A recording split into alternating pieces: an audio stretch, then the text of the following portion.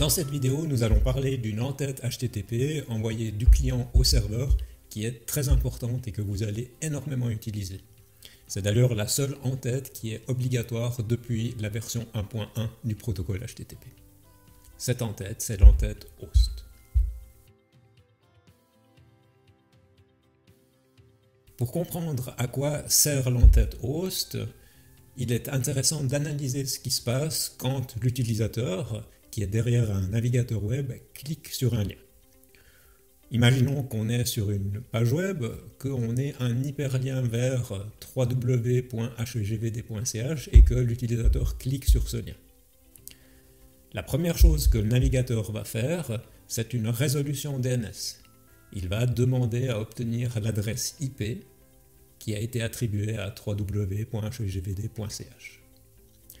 La deuxième chose que le navigateur va faire, c'est ouvrir une connexion TCP en utilisant l'adresse IP et le numéro de port. Si on est en HTTP, il va utiliser 80, si on est en HTTPS, il va utiliser 443.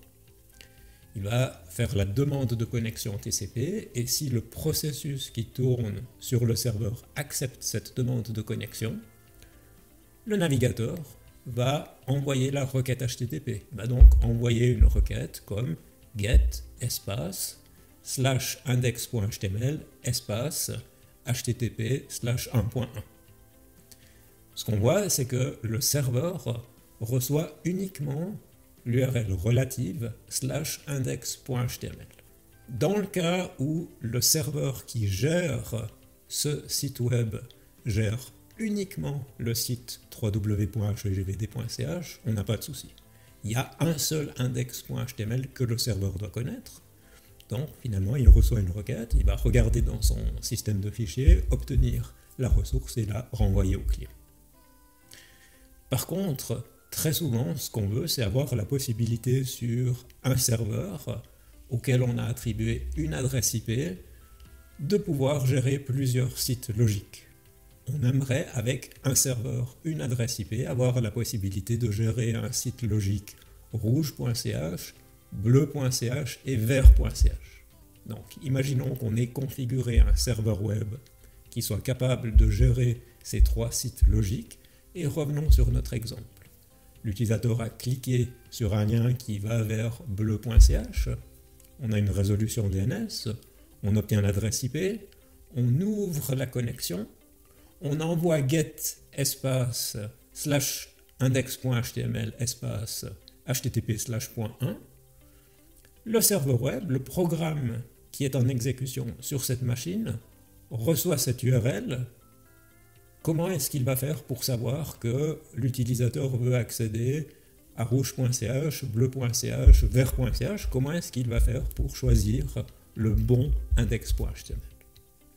Eh bien, c'est précisément pour cette raison qu'on a proposé l'en-tête host. Dans l'en-tête host, le client va spécifier le nom de domaine cible. Dans l'en-tête host, vous allez trouver www.rouge.ch ou www.bleu.ch ou www.vert.ch. C'est ce qui va permettre de lever l'ambiguïté et c'est ce qui va permettre de servir, de gérer plusieurs sites web logiques sur une même machine et en réutilisant, en partageant une adresse IP. Donc c'est évidemment quelque chose qui est massivement utilisé. Vous allez très souvent devoir utiliser l'en-tête host et ce sera notamment le cas quand vous ferez de la configuration de serveur HTTP, que ce soit avec le serveur HTTPD de Apache, le serveur Nginx ou une autre solution. Dans ce cas-là, ce que vous allez faire, c'est configurer le serveur, définir des sites web logiques. Avec Apache, c'est ce qui s'appelle des virtual hosts. Et vous allez par configuration dire au serveur HTTP, si tu reçois une requête que dans l'en-tête host tu as cette valeur, alors tu vas prendre ce bloc de configuration et typiquement tu vas utiliser cette partie du file system. Au contraire, si tu as cette valeur dans l'en-tête host, tu vas prendre cet autre bloc de configuration qui va utiliser une autre partie du file system. Un autre cas de figure où vous allez utiliser l'en-tête host, c'est quand vous allez configurer des reverse proxy, de nouveau que ce soit en utilisant HTTPD de Apache, Nginx ou des solutions plus modernes comme Trafic, vous allez par configuration dire quand une requête arrive, en fonction de la valeur de host dans la requête, je vais aiguiller la requête vers un serveur plutôt qu'un autre. Maintenant que nous avons vu le principe de l'entête host, nous allons procéder à quelques manipulations pour voir concrètement comment l'entête est exploitée et utilisée par des programmes en exécution. Pour expliquer comment des serveurs HTTP ou des applications web peuvent exploiter le contenu de l'entête host, je vais réaliser une expérience qui va ressembler à celle qu'on avait fait pour illustrer la notion de négociation de contenu avec HTTP. J'ai donc deux éléments principaux. Premièrement, j'ai ici une application web développée au-dessus du framework JavaScript Express.js. Je suis donc du côté serveur.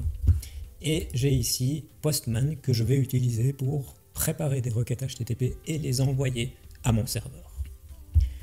Ce que j'ai aussi fait sur ma machine, c'est éditer le fichier /etc/host qui est ma configuration DNS locale. Autrement dit, quand un des programmes qui est en exécution sur ma machine va demander une résolution DNS vers www.bleu.ch, rouge.ch ou vert.ch, c'est ce fichier qui va renvoyer l'adresse IP. Et vous voyez ici que je vais renvoyer l'adresse de l'interface de Loopback. Donc ça va me permettre de faire des tests en ayant plusieurs noms de domaine sans devoir faire une configuration DNS chez un fournisseur de services externes.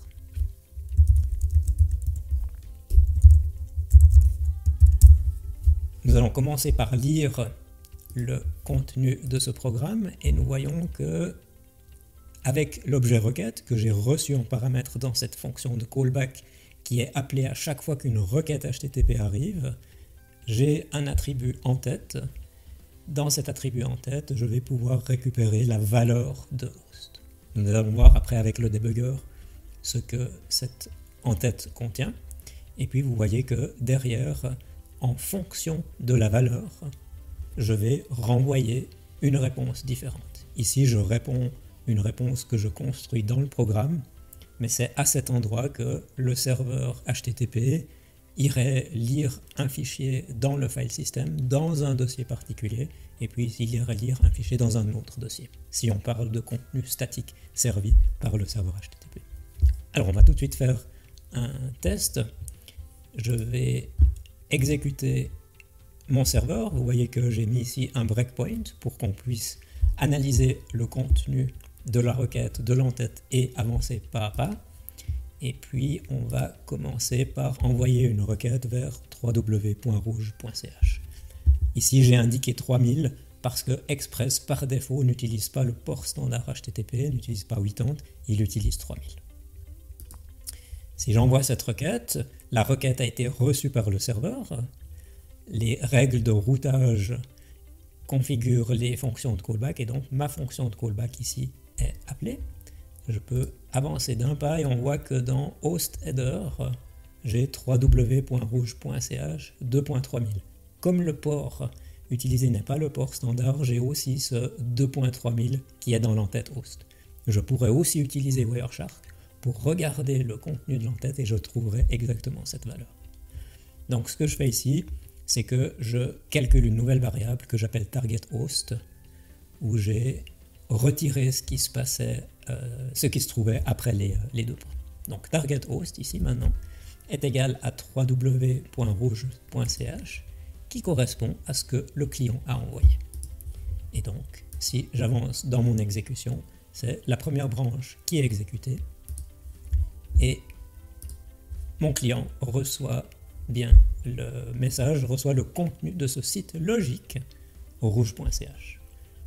Si mon client accédait à bleu.ch, on aurait la même chose où on arriverait dans l'entête, mais cette fois, targetHost est égal à www.bleu.ch et c'est donc cette branche qui est exécutée. On voit ici que c'est bien bleu qui est renvoyé. Maintenant, on va faire un dernier test qui est que si je n'utilise pas de nom de domaine et si j'utilise mon adresse IP directement, j'ai fait le choix d'interdire cet accès direct puisqu'il est ambigu. quand j'arrive chez le serveur, que j'ai une requête qui vise index.html, si je n'ai pas spécifié un nom de domaine, comment est-ce que je ferais pour pouvoir choisir la bonne ressource et renvoyer la bonne représentation? Donc on va voir ce qui se passe ici. Si je fais un send, on voit que target host reçoit une adresse IP et la configuration, ici la configuration elle est codée. Dans l'utilisation d'un serveur comme Apache HTTPD, c'est quelque chose qui est défini dans des fichiers de configuration. Et bien ici, je renvoie le code de statut 404 qui est affiché dans le client.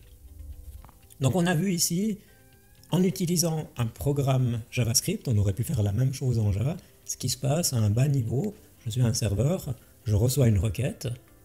Grâce à l'entête host, je n'ai pas d'ambiguïté, je sais quel site logique est visé et je peux fournir la bonne représentation de la bonne ressource. De nouveau, quand vous allez travailler, que vous allez faire de la configuration, souvent vous allez travailler avec des fichiers de configuration. Avec Apache, vous allez définir des virtual hosts et dans les fichiers de configuration, vous allez faire ces règles d'aiguillage, mais le comportement, il est exactement le même. Pourquoi est-ce qu'on a fait tout ce travail? Pourquoi c'est important d'avoir un mécanisme comme l'entête host? C'est parce qu'on veut économiser des ressources. On n'a pas envie d'être obligé d'avoir un serveur, une adresse IP par nom de logique, par nom de domaine logique. On veut pouvoir mutualiser les ressources.